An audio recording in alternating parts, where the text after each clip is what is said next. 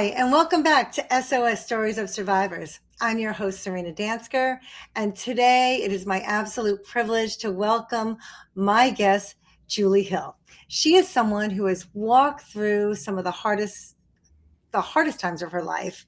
And she had lived with depression. She's lived with hoarding. She's lived with so many trials and tribulations, but she didn't let that stop her. She was able to find her path to the light. And now she helps other people find their path to light. And so she's going to take us through and talk to us about her journey. Julie, thank you so much for being here. Thank you for sharing your story with us. I'm so excited. Well, thank you. It's my pleasure. I'm very touched to be invited to come on. Oh, it's so wonderful. And for those of you who don't know Julie, how would you describe your life before your healing journey began? So as you said, there was, some quite extreme things. I lost both my parents I was an adult, but I was 21 when my father passed away, and I was in my 30s when my mother passed away. But they were both considered young. Yeah. Yeah. So that was quite the journey. I woke up the day after my father told me about his diagnosis in my depression. And I was clinically depressed for, I don't even know, 7, 8 years, something along those lines. And then would have seasonal bouts with it after that, and then I've also had a miscarriage and I've had a divorce, and it's I've had the trials and the tribulations. So it has definitely been a journey. And I finally connected with a beautiful therapist when I was really ready to jump off to that healing. And through the work that I would do with her is how I kind of found my own path of wanting to then help others who have had, and I work with all women in all walks of life. It's not to say that, it's only people who work with depression, but it just really, through that trial and through that darkness is really where I learned my lessons and really got back in touch with who I am and my gifts. Let's talk about that because my mom is going through health issues now. So I'm 58 or 57. All right, I don't want to make myself any older than I am. I can't imagine being 21 and or even 30 and losing your parents. What was going on for you emotionally at that time? That had you starting to be depressed? Yeah, it was really difficult. So I was a sophomore at Stanford, and my father had also gone to Stanford, and so we really had that connection. Yeah. And, it was, I also I'm highly empathic and clairvoyant, and he's telling me about this in the car, of course, because that's of course men. He didn't have to be able to look at me when he was telling me about this diagnosis. That's an interesting observation about that. Yeah. Wow. Yeah, my father was a Vietnam vet. He had been in Vietnam, and so he definitely had a hard time doing emotional conversations and all that kind of stuff. That was not his wheelhouse. Wow. But he told me, and I looked at him, and I heard this voice of he's going to die. I knew, even though we hadn't been told yet exactly what type of cancer it was and that kind of stuff, I knew. And so I think that's why I woke up that next morning, because I didn't know how do you handle that as what was I, 19 years old? How do I handle that information? Meanwhile, trying to go to college at the same time and all that kind of stuff. And so he had some of his treatments down there. So school became a struggle basically from then on. And so that was just another layer put on top of it. Then I developed insomnia, which is just another layer put on top of it. So it was just layers and layers put on top of this. So eventually I had to stop going to school and I went home. The beauty of it was that my father and I actually did forge a relationship before he passed away, because I was able to be there with him. And he's actually the one who got me into meditating. Started that whole part of the journey, because he became a follower of Bernie Siegel, who was a physician who also had cancer, and found that a lot of the Eastern modalities were helpful. And my dad and I would sit on our porch and look at the mountain and meditate together. So was your dad and mom together at the time, or were they were married the whole time until he passed away? Yeah. Wow. So my mother was also an alcoholic, which of course then got worse while my dad was sick. So another layer put on the because grief, right? Everybody handles grief. All grief. Yeah. And even though he was still alive, she was still grieving his loss. Oh yes, it's going to happen. As my depression was too. I was grieving. We were all grieving, because at that point we knew it was multiple myeloma, which now they of course can have long-term survival rates, but at the time they were just starting those experimental procedures, which he did, but he only had 3 months of remission from that. So Yeah, so Wow. it was a lot. It It was a is, lot. and just to, grief is just so difficult, and everybody handles it differently, and a lot of times it change. You look at your own mortality and Yes. your own life, and how, and sometimes that affects you inside as well. The grief, how did you find that you were changing because of everything, like feeling the loss of him, feeling the loss of your mom, or did you just weren't even aware, just living moment to moment, or Um, I would say I was somewhat aware that I was basically escaping into myself. That's kind of how I would describe my depression, and it was absolutely grief. Now that I've had some skilled therapists in my yeah, journey, and we've explored that, it was grief, yeah, and and I think so. I definitely sought solace within myself, and then but that's also where I found my strength in the end. And I yeah, also learned that everyone's grief journey is unique. yes, Like even though my father's been gone almost, gosh, over 30 years now, I still grieve him every now and then.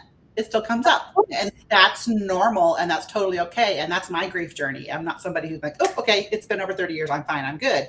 yeah, Like, you know, and so I think that's I think that's what the wisdom of myself, of knowing how I was going to find my healing, was isolating and pulling within.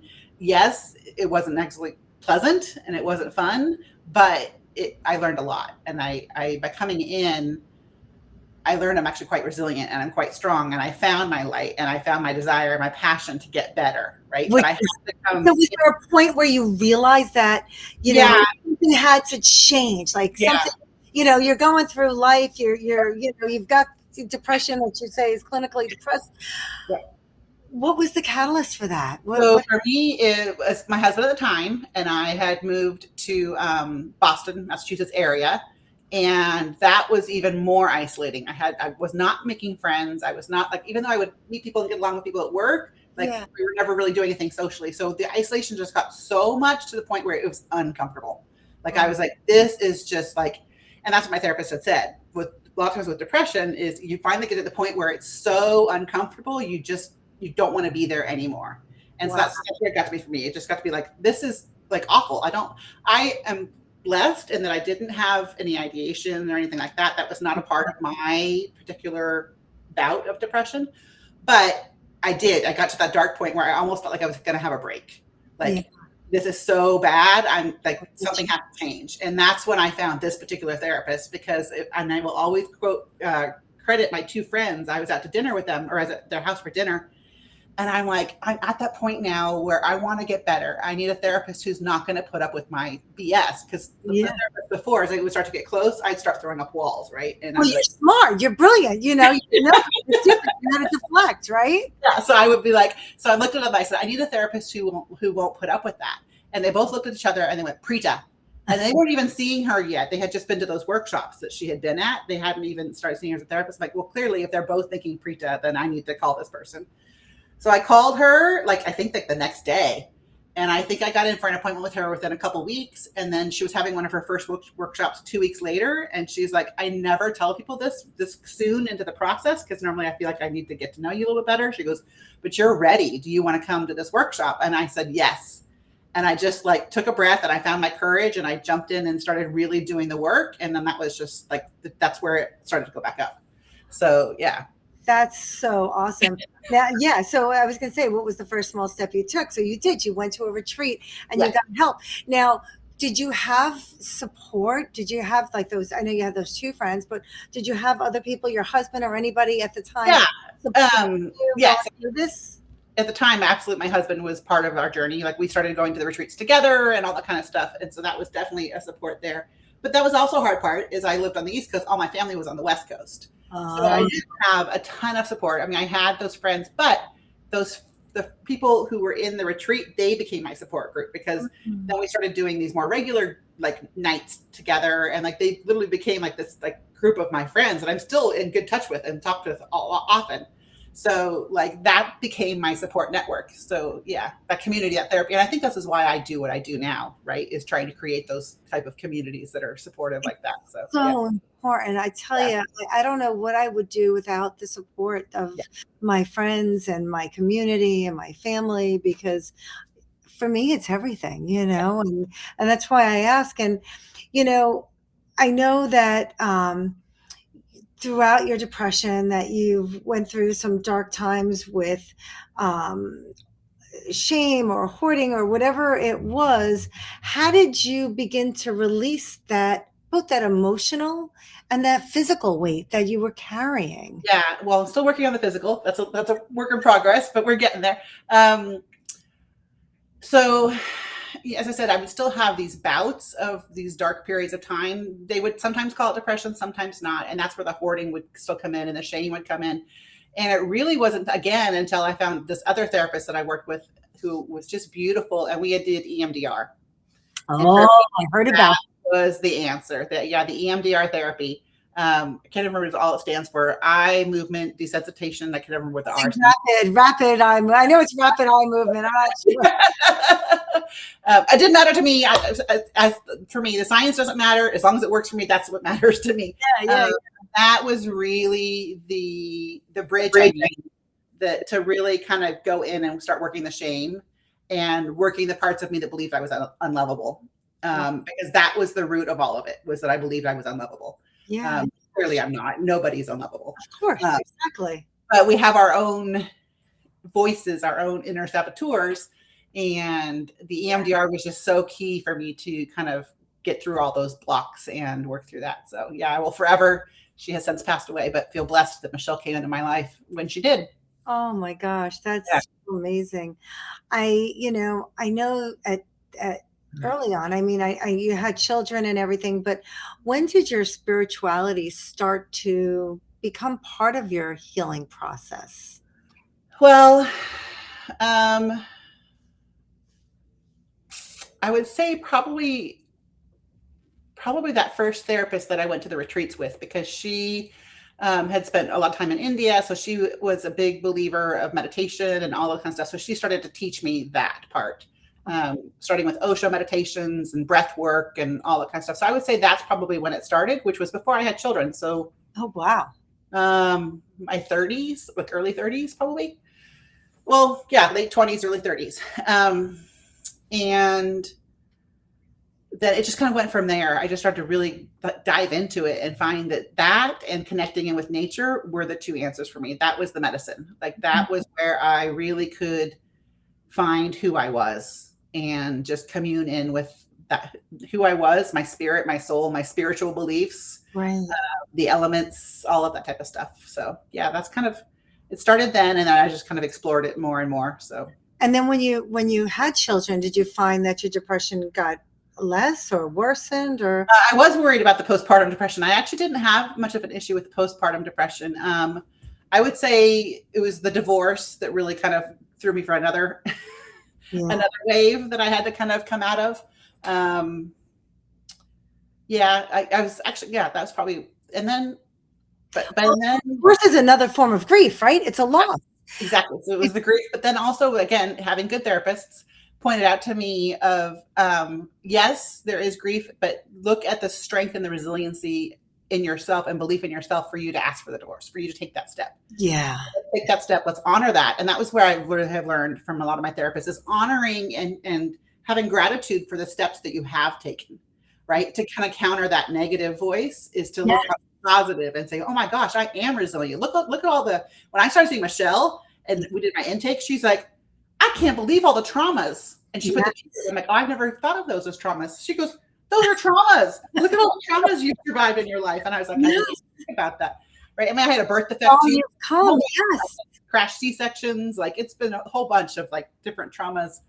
And thrown from a horse, like different things. Wow. Put the T word, because for me, that negative voice, I would be in these groups with these people who in my mind had even worse traumas. So who am I to be in their grieving mind when they've had these horrible things happen to them? Relative, right?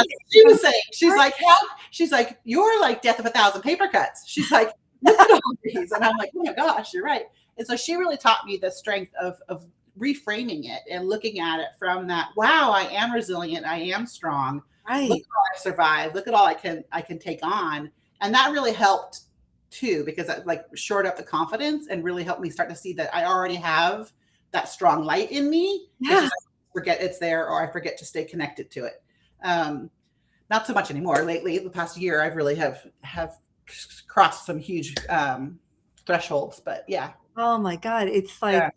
it's amazing. I mean, so I know because I've done some of the Akashic records with Yeah. you. You explain in simple words for someone who has no idea what that is and Yeah. what it entails and how that comes Yeah. into healing, or and your spiritual expansion and your Yeah, spirit. I'm happy to. Yeah.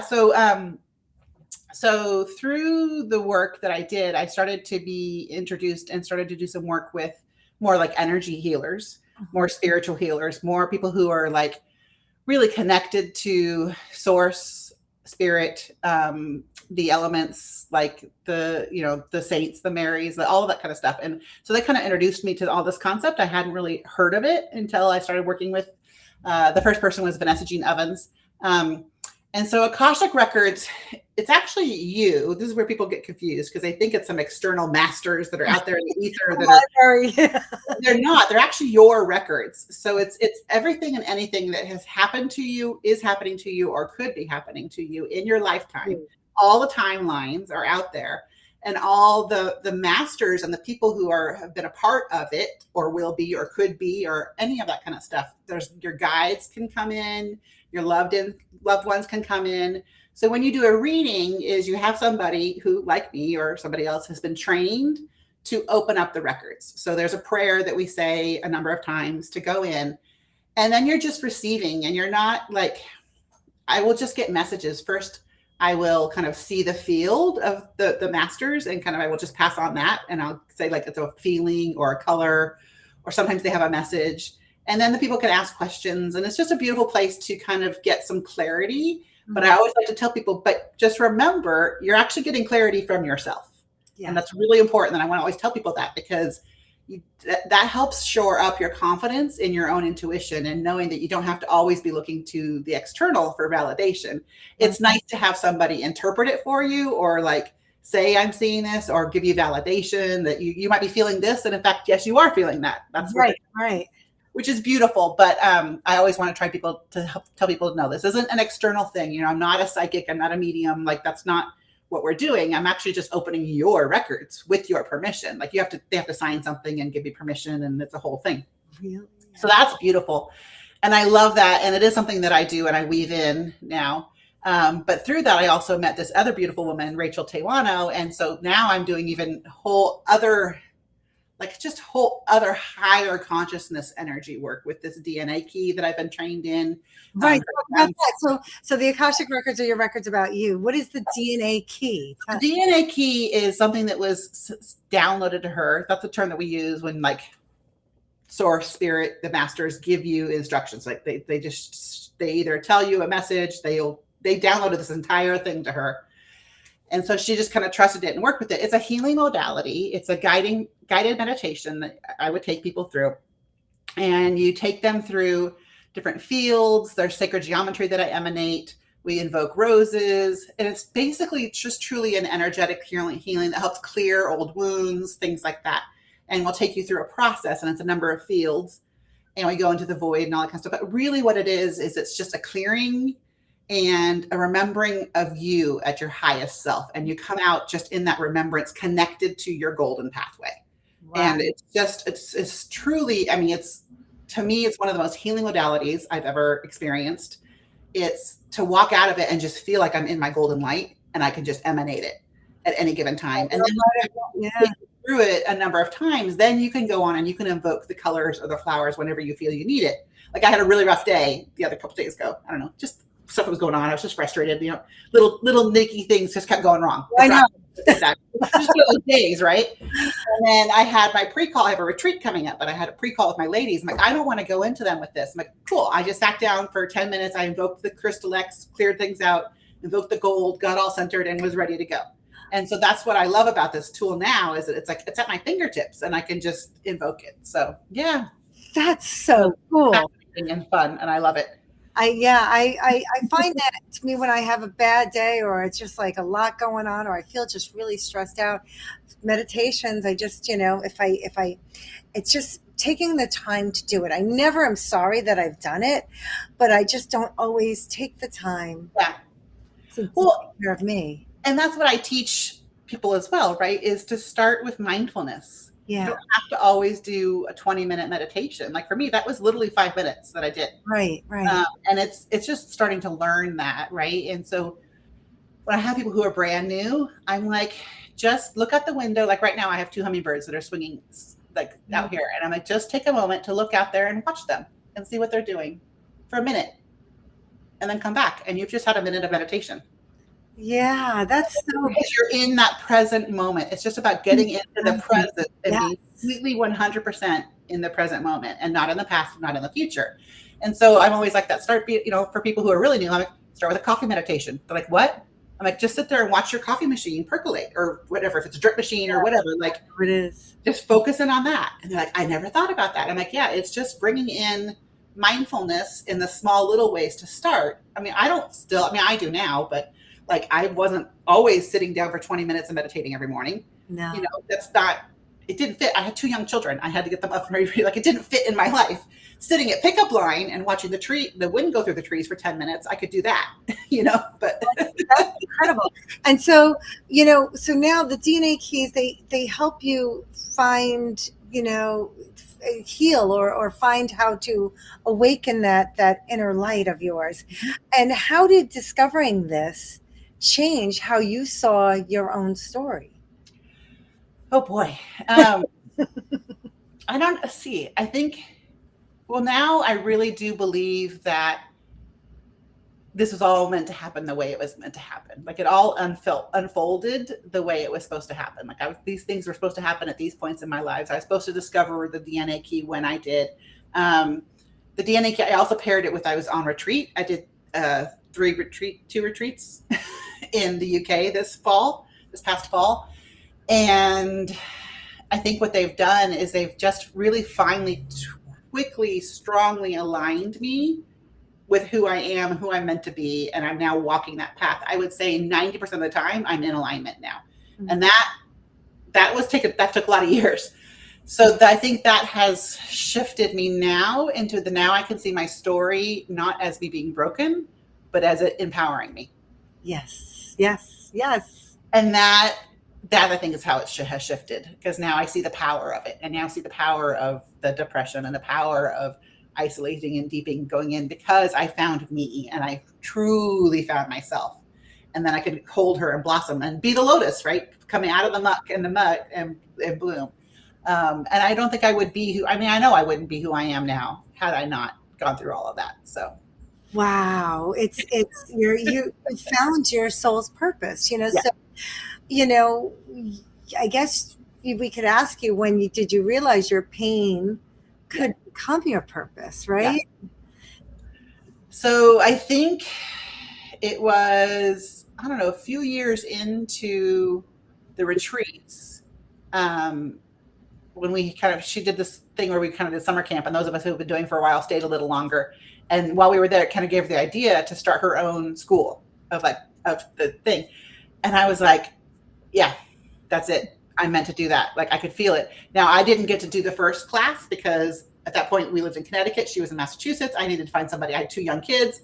So I had to find someone to take care of them so I could go up every month for the classes, but we figured that out. 6 months later, I had it all figured out. And so that's, I think, was that first aha when she said, I'm thinking about opening my own school. I was like, that's all she had to say. I was like, I'm feeling this call. I'm meant to be doing more of this. And I don't say I'm a teacher or a guide. It's hard to put a word to it. That's why I use the word way shower, because for me, I'm sadly learning, this is actually kind of unique. It's important to me that I walk the walk. So I'm still seeing, therapists. I'm still working with Rachel. I'm still constantly doing my own work and working on myself while I help or guide or all the best leaders and all the best therapists realize that it all starts from within. So you have, you can't help other people if you're not helping yourself, right? It's something Yep. with love. How do Yes, you love someone if you don't have self-love? exactly. And that's it's a really hard concept sometimes to understand and to do. Yeah, But I used to teach my kids all the time. It's like, if you don't love yourself, you can't love. And they're like, of course I can love other people. I'm like, not really. yeah, you Because need you're not bringing your full self to it, right? And that. a lot of the women I work with are mothers, and so that's where it gets a little harder for them because it's that oxygen mask thing too, right? And I said, if you spend time focusing on yourself, learning to love yourself, you will be 1,000 times the mother that you are now. And that's a hard thing as mothers for us to conceptualize, right? And to get over the mother's guilt and all this kind of stuff. Like, I can't go away for a retreat. My kid needs me to do this, or I can't. And I said, I hear that, and I'll meet everybody where they're at 100%. But I do always say, but think of the mother you'll be after the retreat. So Like, much think better, you'll right? be so much more present and in yourself. You'll have more of yourself to give, more love to give, more of your light to give because you've given it to yourself. So, but that is our society and our culture, the mothers are the givers. They Yeah. give. And that's a hard concept for us to learn, but important one, I think. I Yeah. absolutely agree, and so you were inspired to start leading these retreats or being part of the retreats from this woman with the Yes. school, and then now you lead them on your own, right? And Yep. and talk to me about what happens in a retreat. You know, yeah, tell me about that. So I've been doing them about, I think this is my second year now of doing them. I'm about to lead my fifth, I think maybe fifth retreat, I think. And just personally, before I go into what happens on them, when we were doing the first one, I took a moment to go down to the beach, and I was walking back from the beach, and I was walking back, and I'm like, I have never felt like I'm walking more on purpose than I am at this moment. Mm, Really finally felt like I am doing what I am meant to do, what I was put here to do. And so that energy is what I really bring into the retreats. So the retreats are hard to put to words because I'm an empath. Well, let me tell you a story. I'm yeah. going to tell you the story because this kind of explains why now it's hard for me to put them into words. So we were meant to have a summer solstice retreat on Mount Hood, which is the mountain that I grew up. We had a cabin on growing up. So this mountain means a lot to me and it has like really strong energetic power. We were going to do it summer solstice, and the summer solstice is all about activating and action and being in your power and standing in the sun. A week before we're supposed to come to this retreat, the weather changes and a storm is coming in, and they're supposed to be getting snow on the mountain. Oh my God. So I'm like, okay, so there goes my agenda. No hike around the lake, no standing on the patio watching the sun at sunrise, no like all of this stuff. I'm like, oh my God, what do I do now? Like, shoot, what do we do? Right, right, right. Throw the whole agenda out the window and believe that that was meant to happen that way. And it was, because the women who came were not in that place in their life. That wasn't the right thing for them. They needed to come within and do a lot of work around their earth chakra and grounding and do a lot of heart work and healing and come in and do some deep healing. So I totally changed it. One day we didn't even get out of our pajamas. We stayed in our pajamas the whole day because we needed that. We needed that cozy, comfy, safe nook nest to sit in.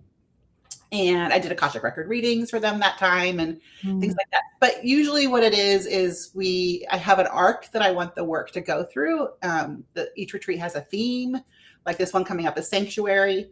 So Friday night after we have dinner, we'll do some shedding work, some letting go of like what's in your life right now that's stressful or negative, or what do you need to let go of? And normally we do a lot more of that on Saturday, but I'm having a guest come in, and he's coming in on Saturday because he couldn't do Sunday. So I kind of had to shift my agenda a little bit. Yeah, pivot, right? Exactly. I had to pivot. So then Saturday, we'll do a lot of coming within work. So we'll probably do a DNA key session. We'll do some meditation. We'll do some journeying.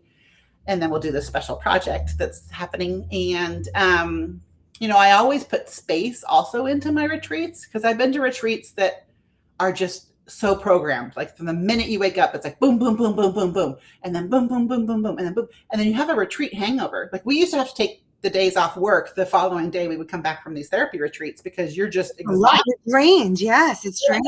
And you're still processing what just happened and all that. So I build processing time into the retreat. That's smart. Each day, like not a ton, but there's like usually a couple hours each day that you can journal or go for a hike or go for a walk or take a nap. It's like some people need a nap, like whatever you need. And then Sunday's usually the day where it's really shoring up what we've done, like really shoring you up in your power or your light, or in this case, it'll be sanctuary, so that you really feel solid. And then Sunday night is usually some sort of celebration type of thing. And then Monday morning we have breakfast and do our closing ceremony and people go off. So that's kind of how I've been doing them. And I range anywhere from 3 to 5 women nowadays now are coming to them. And yeah, right now they're domestic. I kind of alternate between East Coast and West Coast. And super excited though, because I've decided in 2027, I'm going to do my first international retreat in Glastonbury, England. So possibly April.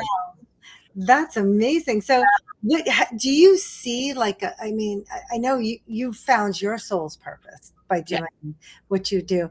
Do you see a shift in the women when they reconnect with their inner light? Yes. And how does that talk about that? So I can talk about this one person in particular because I have permission to, because I just did a story about her on my social media about her transformation. So I feel okay talking about it.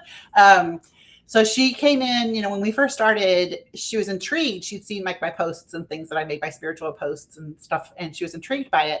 And she knew she kind of had an inkling that she had like some empathic abilities, but she wasn't sure. But her personal life is really quite stressful.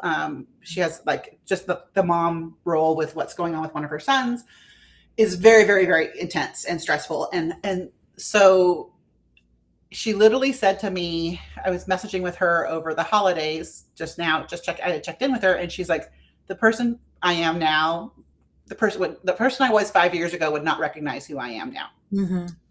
Because she has come to everything fully present. She's literally done everything I offer. She's been in my circles. I did a smaller deep dive group called Wisdom of the Goddess. She did that. She's been on every retreat I do.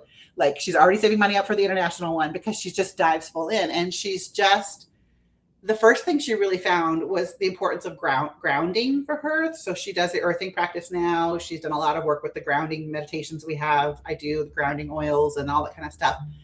And because that's really where it starts, is kind of just grounding in your body and realizing it's safe to be in your body.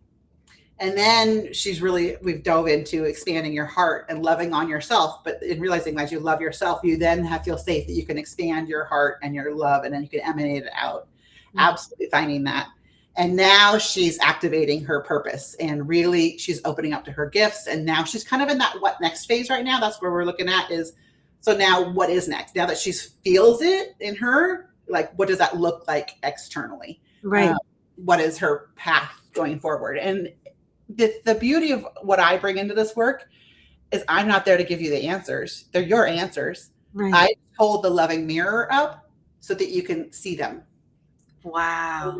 So you can see your path reflected back to you, right? And it's all about you feeling it and you finding it. It's all about empowering them in their tools, not me saying, oh, your guides say do this. Yeah. They'll tell me that. Sometimes I'll be in a session with someone and they're like, okay, they're meant to do this, but I'm not supposed to tell them that. Right. That's for them to discover and figure out. But it's good information for me to have because I can hold the energy of it, and I can hold them, and I can hold this one. Ooh, and I kind of get excited. I'll go smile on my face and like, what? I'm like, oh, nothing. Like, I'm not supposed to share that. But it's real. That's what's the importance of it is that they discover it for themselves. That they discover themselves, their power, their light, and what they want to do moving forward. So I just hold the road, hold the mirror. Yeah. And it's funny because a lot of times, when I talk to people or my children, and they say, I don't understand why this person is reacting this way or whatever. And a lot of times it's a reflection on what's going on and a reflection on you. So you need to just change the narrative. You can't control other people, right? You can only control your reaction to those people. And how has your relationship with yourself changed? I'm just curious through all of this. Oh, I adore myself now. First of all, I always adored you, Julie. I'm a pretty cool person. I would say that's the biggest thing. Like, just really learning to love myself. And being okay by myself. I used to be such an extrovert and like had to have other people around me like constantly all the time. And now I'm comfortably being by myself. But I think the biggest thing for me that particularly has happened, I mean, it was a process, but really has clicked in over the past year is my confidence, right? Mhm. Like I now just emanate this and I just know now that I'm walking in my purpose and this is what I'm meant to be. And I have something to offer and I'm going to talk about it and I'm going to share it with people. And, the people who are meant to work with me come to me. Yeah. And that's just the way it works. And, I have a new business venture idea coming. I don't want to talk about it yet because I don't want anybody else to come in and swoop it away from me. Okay. So I'm not public yet. But the me, not even 6 months ago, 8 months ago, would have had the confidence to say, I'm going to do this. Good for you. So I would say that's probably the biggest change is my confidence. Yeah. And what does finding your light really mean to you? Finding that light, or finding it not only with you but with your client. Yeah. Did you see? So when you said that, did you notice I took a huge breath? I So did for do that. me, it's my oxygen. It's what I live off of. Like Mm. finding my light. I'm almost saying it's like my mana. It's my life force. And Just got chills all over my body because it's part of mine too. It's like yes, it's absolutely. And it's now like finding that. And luckily through this, the beautiful practitioners that I've had with have taught me that all I had to do right there was take a breath and I feel it. Like I can just take a breath and I feel my light right away. Right. It's there. And that, I mean, even if I'm emanating it, sometimes I won't be consciously emanating. When I take a breath, I'm consciously connecting into it. And so now that's really what it is. It's my life force. It's now what I emanate. Right. Like so many people now tell me, oh my gosh, you're glowing. I'm like, I know. Like, it's funny you do. That old song, "This little light of mine, I'm gonna let it shine," and that's my mantra. And I don't even I sometimes forget that that's what my purpose is to let my light shine. And it's like, wait a second, I have to be reminded of it still.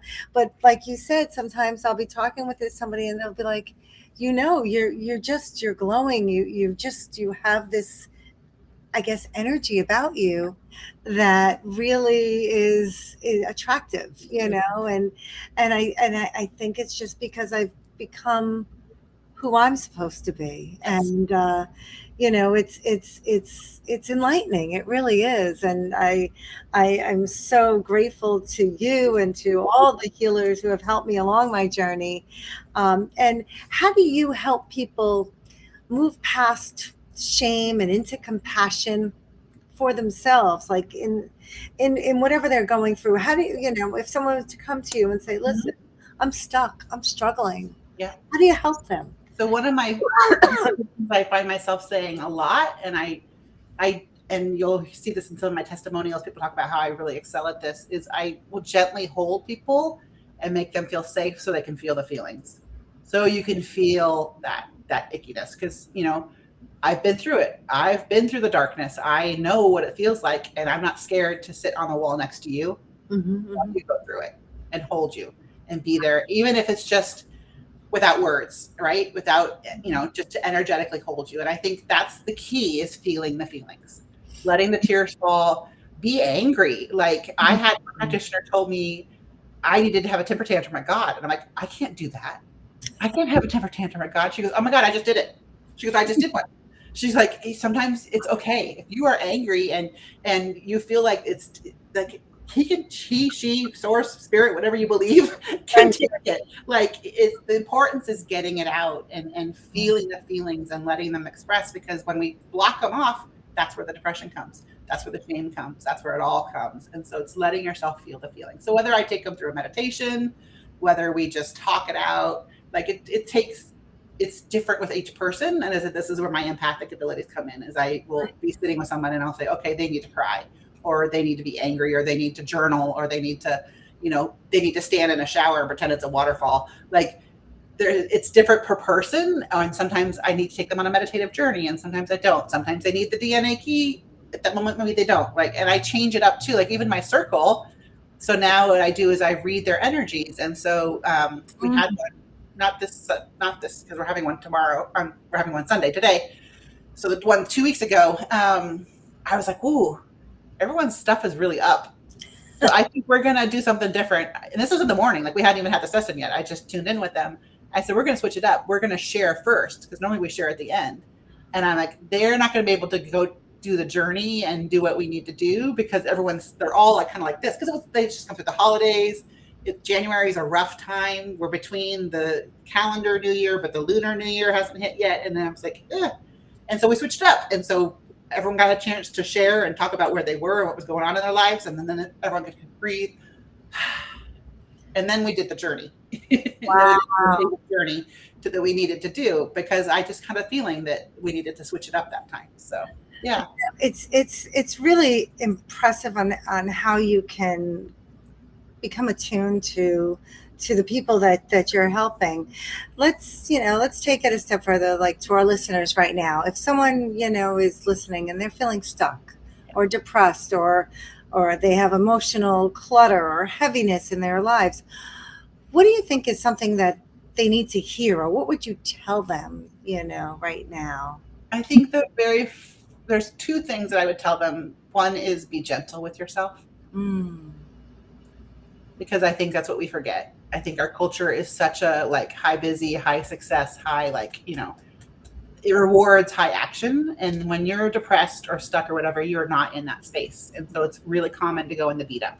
And so it's like, my first thing would be like, be gentle with yourself. This is where you are. Let's just say that. And then the other thing, one of my coaches, who I will always love, Joanne Lutz, told me this, and I love sharing this with people, is you can't do this wrong. Because so many of us are perfectionists, right? And that's why we get stuck in these loops and we get stuck here. And by telling you that, it gives you permission to just do, just whatever is there, just go with it. It's not, it's always right. Like if you need to cry, you need to cry. If you need to do nothing and you need to isolate, you need to do nothing and you need to isolate. If you need to escape, you need to escape. It's just starting to trust that your body and your spirit and your mind know what's best for you. And if you could just start to trust that by being gentle with yourself, knowing you can't do it wrong. And then maybe once you kind of get there, then you can come at it with curiosity. And I think that is the key to being open and curious. Why am I feeling this way? Yes. Why? The why, right? But see how it's a different question coming from that place versus why do you feel this way? Yes. And I said the exact same phrase, right. Different tone of the voice. And the first tone of the voice is the person who's the inner judge, the inner critic, the inner saboteur. That's that tone of voice. Versus the second one is your compassionate, loving on yourself, saying, why am I feeling this way? With just like a general curiosity and being open to what comes. And sometimes something won't come right away. It'll just be like, I don't know. And then, okay, so we don't know. Yeah, it's so hard because, it's hard to trust your intuition when you're feeling so lost. Yeah. How do you believe in that self-saboteur in there? What if that person is leading, the inner critic is leading you astray, or how do you do that? It's hard. It's tapping in to the courage, which I think everybody is braver than they think they are. I really do. I think you have more courage than you think you do. But sometimes you need to tap into something externally to do that. So, and I think it takes courage to do this work. And I think it takes courage to talk to that inner saboteur and say thank you. And so, a lot of what I do too is we reframe that person. We give that person a different job. Right. So that's kind of a way of doing it. But when you're really in it, it's really hard, because I think, my gosh, when I was really, really, really in it, I don't think I could hear a lot of the other stuff that was going on. No. And so I think that's when the be gentle with yourself came in. It was really important for me to hear. And I think I had a good friend who was just like, okay, so this is where you are. That's fine. I'm here for you. Whatever you need me, whatever you need me to do. I won't judge you. I won't anything. If you need me, I'm here. But I'm not going to keep badgering you because I feel that this is where you are. But just know that I'm here. And that meant the world to me, that she acknowledged that I was where I was, that she was like, I'm going to give you space because I can hear that you're not, that you are where you are. We just sit with you, alongside you. I love you. I'm here for you. I'm right alongside with you. And if you need anything, I'm gonna cry. If you need anything from me, I will be here in a heartbeat. And I knew that. Right. And that was a huge thing for me because that was like a hand up versus like a hand out of like, okay, when I'm ready, she's the hand I need to grab. Right. And so that was really important of my journey. But I think so. If you are listening to this and you're somebody who's just in that, the throes, I really think the first thing is just be gentle and compassionate with yourself. I think that's the most important thing. Yeah. I agree. And I love the support, I use this analogy. I think one of my kids had given me, it's if you're trying to hold 300-pound weight, it's really, really heavy. But if a friend sidles up beside you and grabs the other half of that weight, it's not as heavy anymore. And it's a load, it gets a little bit lighter. And, it's kind of like what you said too, is I'm going to sit next to you. I really wish I don't recall enough to like say it, but there's an amazing A.A. Milne quote from Winnie the Pooh and Piglet. And like where Piglet comes and sits on the wall with him and he's like, how are you? And he's like, I'm not good. And he's like, whatever.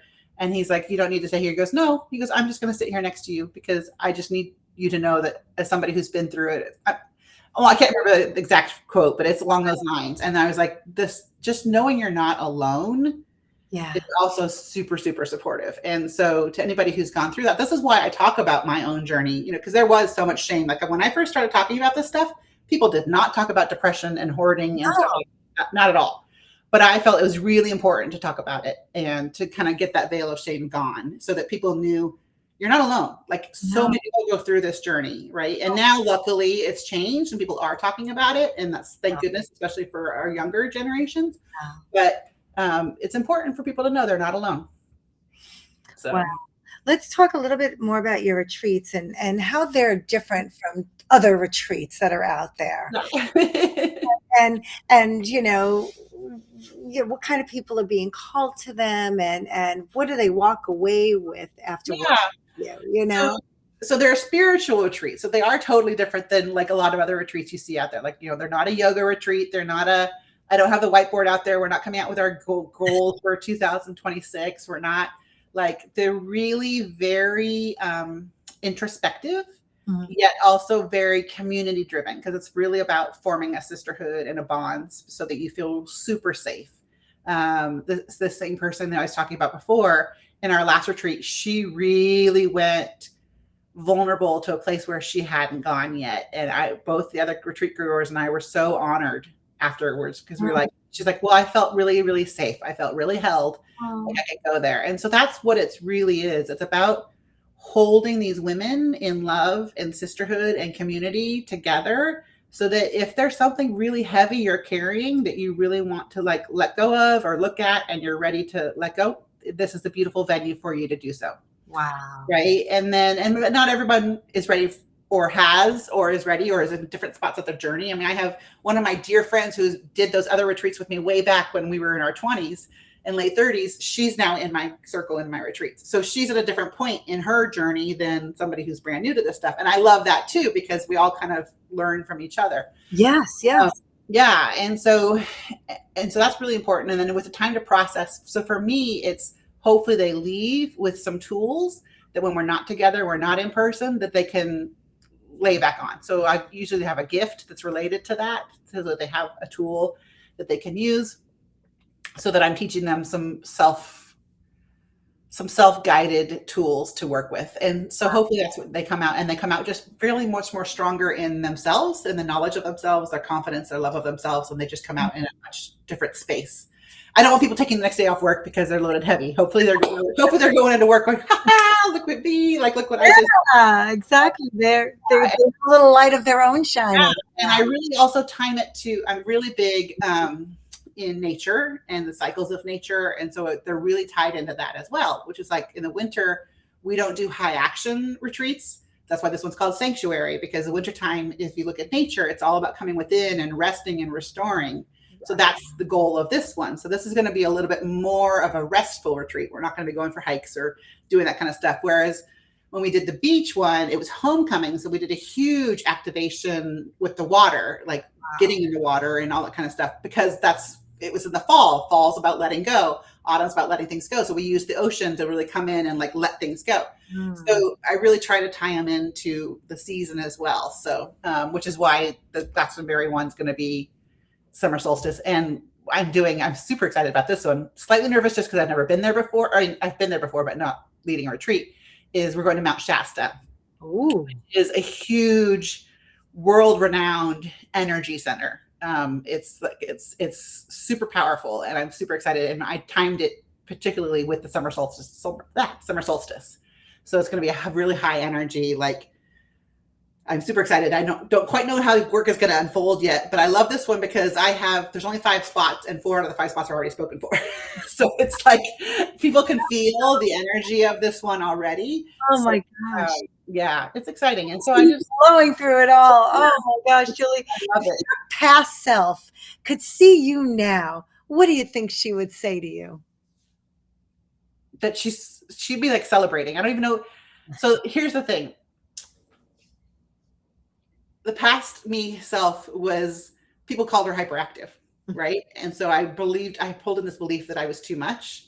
And so my past self would literally be like screaming and jumping and dancing and celebrating and excited and like having confetti and like doing all those things. And it's like, go ahead and tell me I'm too much. Like, I think that's what would happen. I don't think it would really be words. It would be like, just like that kind of like sassy, defiant behavior, because I stamped that down in me and now it's back up. Like now it's like, go ahead and tell me I'm too much. Like, let's hear it. Right. So I think that's what would happen more than words. What does survival mean to you today? The Bible? Survival. Oh, survival. Oh, survival. What does survival mean to me now? I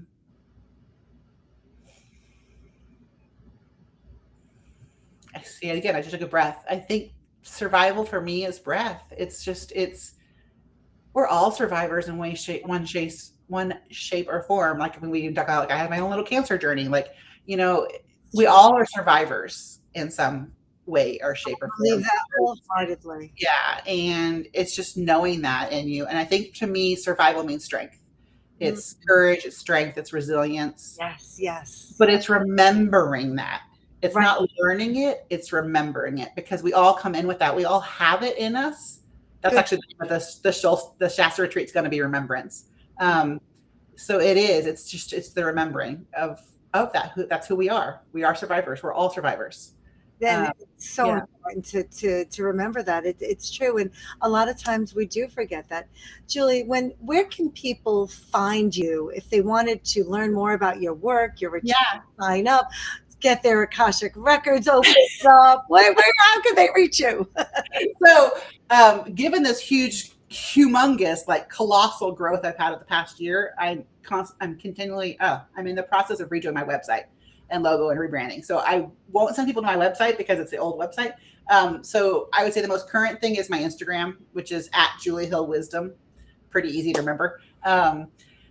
That's where pretty much my life feed of like what's going on with my life any given time. Like I went on a little solo mini retreat to Timberline to Mount Hood, and you all came along with me because I was constantly posting in there. Right.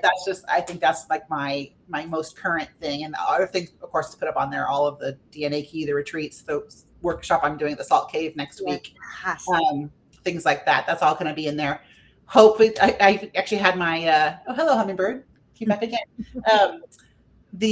My website person reached out to me yesterday actually and said, just checking in. I'm like, I know some personal stuff's coming in. I think it may be February.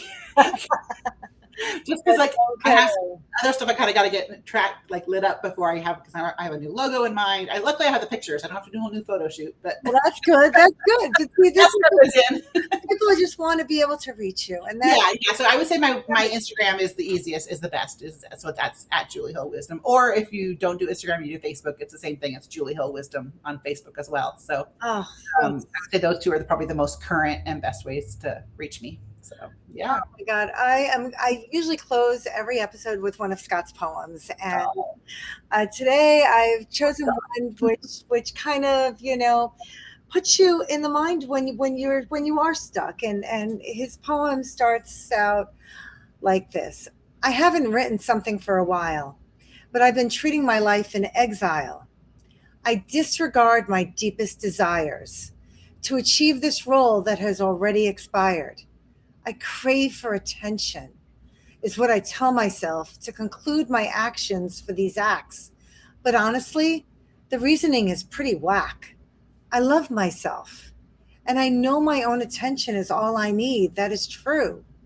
It is the care for others that I lack, and that leaves my head askew. Death is a concept so hard to conceptualize, but I don't know why we make it so monetized. Funerals are for those to let go of the past, but we're living in the future, so why go back and make those memories last?